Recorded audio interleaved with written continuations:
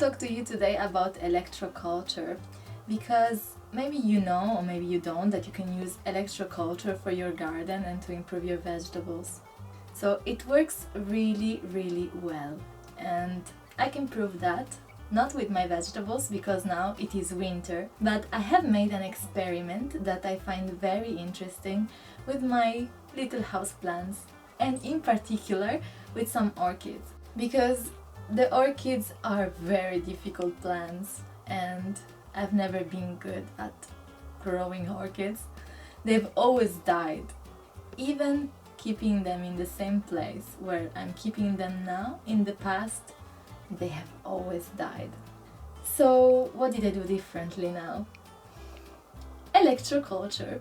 And now I have the proof that with electroculture you can have fantastic orchids, and even better than that, you can have them blossoming in full winter.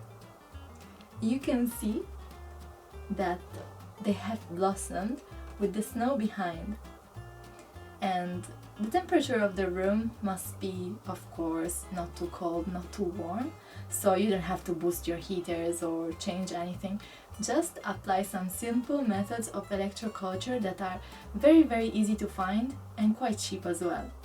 I'm going to show you some of them, and I'm going to tell you what is my experience, my personal experience with them, which ones have worked best and which ones are working, according to me, less well. So let's do that together, and if you have any comments or advice or questions, just let me know. Let's start with my favorites, my very successful orchids. I find this very interesting because I've used for them two different methods of electroculture. I've used a spiral like this that I've made myself. If you have a cone, you can build a spiral like this, and it's very cheap and very easy. If you don't have a cone, you can purchase directly the spirals. And I have used also a copper bracelet here on the soil, and I'm also wearing one, so you can see it even better here. It's very cute. It can be a nice decoration that you can do yourself, or even you can give it as a present for your friends, because it is very good to boost your health and your energy. You can see we are going to speak about this in other videos, and it's really interesting for the uses that it has both on plants and vegetables, but also on your own health. So I've used simply a copper bracelet like this one that I open more or less in this way, and I put on the soil around the plant, around the roots, just laying on the soil. And I put the opening part here because you cannot close it. This would break the flow of energy. You have to keep it open. And I put the opening facing north, also following some of the principle of electroculture again, but it was mainly by tries that I wanted to see what works and how. And that's the first plant, which is, as you can see, very successful because being full winter, now it's January, we have 3 flowers and we have other blossoms here that are ready to sprout very soon, are going to be fantastic. The second one is also very pretty, and it has 1 flower that has blossomed. And for this one I have used a simple magnet, this one. A magnet that you can buy anywhere, will make your plants much more strong and healthy, because it will boost them of a lot of electromagnetic energy. So I am putting the magnet facing north as well. The north of the magnet is facing north, and that's how I put it. That's all, because I have, of course, an iron pot. I've done the same with this other plant, and I put just a magnet from my fridge because I had finished the magnets. So as you can see, you can really reuse anything. This one even looks very pretty. but mainly it's been super efficient because, as you can see, this plant is very happy, and I assure you that before it was not that big and mainly it didn't have any flowers. And as you can see now, we are in full winter and this plant has 1, 2, 3, 4, 5 flowers. So it's been flowering quite a lot to be in full winter. Of course it's turning towards the light. It was turning towards my window. Another plant, it's a bit more special because it's in a terrarium, and here I have put a simple antenna. It's one of these geisha sticks that you can buy in some shops. I never used it on my hair, so I decided to reuse it like this. And I put it in about a month ago, and when I put it I was a bit afraid for this plant because it's been too wet and for too long, so it was rotting a bit, and it had just a couple of leaves that were not very fine. And after a month I even went for a little trip and came back home to find it in a perfect shape. It had grown at least 4 centimeters.